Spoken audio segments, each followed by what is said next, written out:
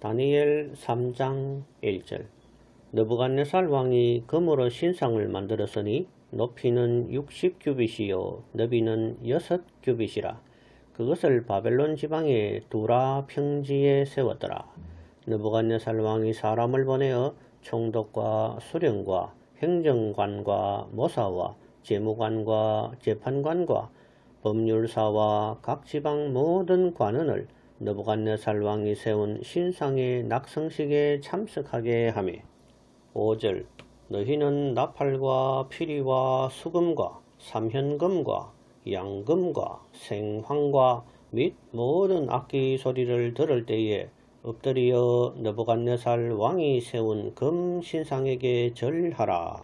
누구든지 엎드려 절하지 아니하는 자는 즉시 맹렬히 타는 불무불에 던져 넣으리라 하였더라. 12절. 이제 몇 유다 사람 사드락과 메삭과 아벳느고는 왕이 세워 바벨론 지방을 다스리게 하신 자이거늘 왕이여, 이 사람들이 왕을 높이지 아니하며 왕의 신들을 섬기지 아니하며 왕이 세우신 금 신상에게 절하지 아니하나이다. 16절.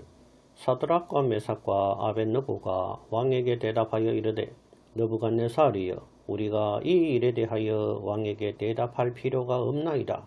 왕이여, 우리가 섬기는 하나님이 계시다면 우리를 맹렬히 타는 풀무불 가운데에서 능히 건져내시겠고 왕의 손에서도 건져내시리이다.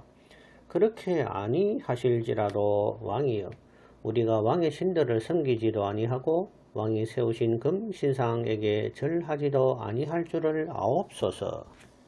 24절. 그때에 느부갓네살 왕이 놀라 급히 일어나서 모사들에게 물어 이르되 우리가 결박하여 불 가운데에 던진 자는 세 사람이 아니었느냐 하니 그들이 왕에게 대답하여 이르되 왕이여 옳소이다 하더라. 왕이 또 말하여 이르되 내가 보니 결박되지 아니한 네 사람이 불 가운데로 다니는데 상하지도 아니하였고 그 넷째의 모양은 신들의 아들과 같도다 하고 느부갓네살이 맹렬히 타는 풀무불 아귀 가까이 가서 불러 이르되 지극히 높으신 하나님의 종 사드락 메삭 아벳느고야, 나와서 이리로 오라 하매 사드락과 메삭과 아벳느고가 불 가운데서 나온지라. 총독과 지사와 행정관과 왕의 모사들이 모여 이 사람들을 본즉 불이 능히 그들의 몸을 해하지 못하였고 머리털도 그을리지 아니하였고 겉옷 빛도 변하지 아니하였고 불탄 냄새도 없었더라. 30절. 왕이 드디어 사드락과 메삭과 아벳느고를 바벨론 지방에서 더욱 높이니라. 1규빗은 약 50cm 정도입니다. 팔꿈치에서 중지 끝까지의 대략적인 길이 단위입니다.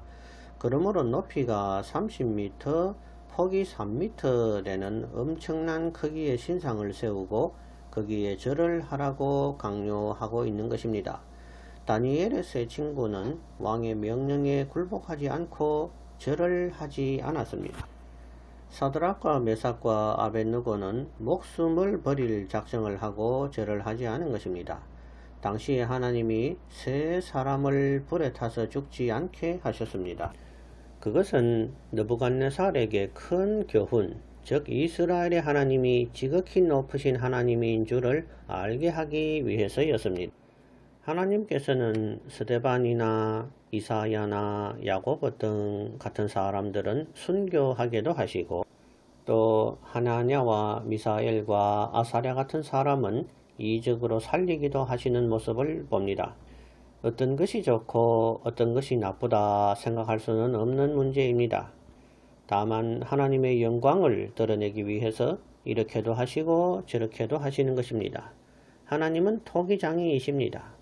하나님은 죽이기도 하시고 살리기도 하시는 분인 것입니다. 하나님은 나의 기대와 꼭 맞게 응답하시는 분은 아닙니다. 나의 기도는 실수할 수 있지만 하나님의 섭리와 계획은 실수가 없습니다. 내 뜻대로 안 되는 것이 하나님의 은혜인 경우가 많이 있습니다. 특별히 택함을 받은 하나님의 자녀라면 더더욱 하나님의 섭리에 의해 움직여져야 하는 것입니다. 요셉은 바라지 않았지만 본의 아니게 애굽의 종으로 팔려가고 심지어 감옥살이까지 합니다. 요셉은 사람들이 보기에 재수 없는 과정을 거친 것 같아도 그것이 하나님이 이끄시는 형통의 길이었던 것입니다.